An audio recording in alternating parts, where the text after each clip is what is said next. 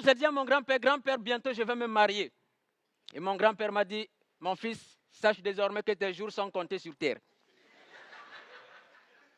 Je lui ai dit, mais pourquoi grand-père? Il me dit, parce que le mariage, c'est la seule guerre avec laquelle tu dors avec ton ennemi tous les jours. Mon grand-père m'a dit, fils, quand tu veux te marier, mieux vaut un bon célibat qu'un mauvais mariage. Il m'a dit, quand tu veux épouser une femme, demande à Dieu de t'aider pour que tu trouves la bonne femme. Car si tu trouves une mauvaise femme, tu risques de faire une crise d'AVC. Et lorsqu'il est causé par une femme, AVC signifie arrête de vivre, connard.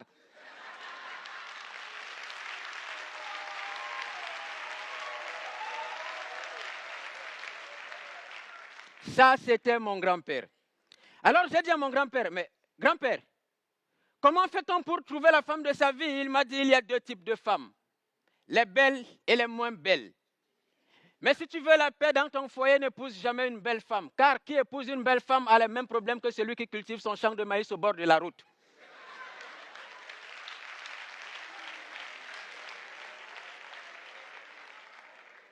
J'ai dit à mon grand-père, grand-père, comment faire pour connaître la femme de sa vie?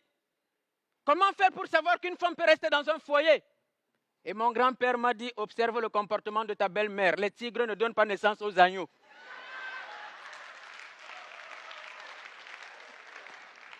Mon grand-père, il m'a dit un jour, si ta femme, même en blaguant ou dans les problèmes, te dit, je vais te quitter, sache qu'elle t'a quitté depuis.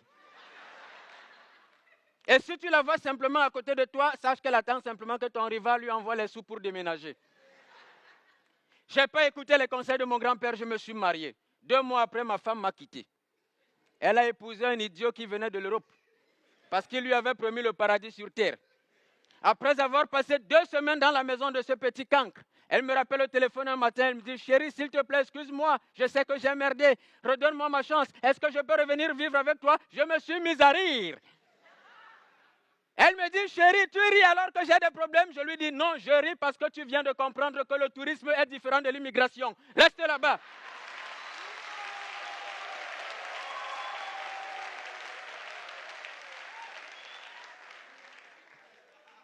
Je suis allé voir mon grand-père.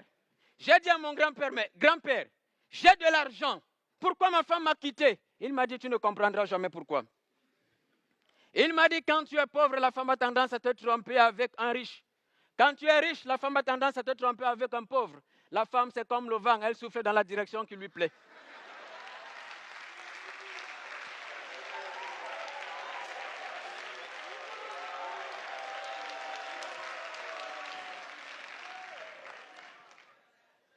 J'ai dit à mon grand-père, grand-père, j'aime mal. S'il te plaît, grand-père, permets-moi de comprendre la femme. Mon grand-père a ri. Je lui ai dit, ma femme m'a dit qu'elle me sera fidèle. Pourquoi elle m'a trompé? Mon grand-père m'a dit, la fidélité aujourd'hui, cher fils, à l'heure des nouvelles technologies, ne se déclare plus avec la bouche, mais c'est dans le téléphone. Je lui dis, pourquoi?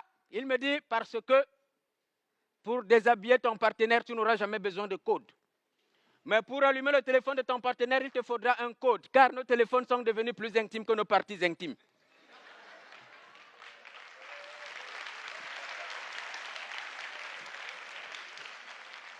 J'ai dit à mon grand-père, grand-père, maintenant dis-moi sérieusement, qu'est-ce qu'il faut pour comprendre la femme?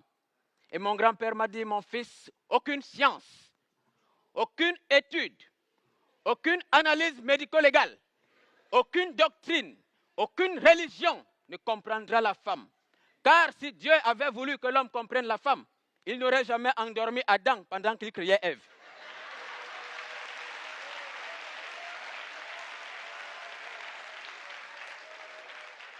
Et moi, j'ai dit à mon grand-père ce jour, grand-père, je comprends maintenant d'où provient l'incompréhension de la femme vis-à-vis de l'homme.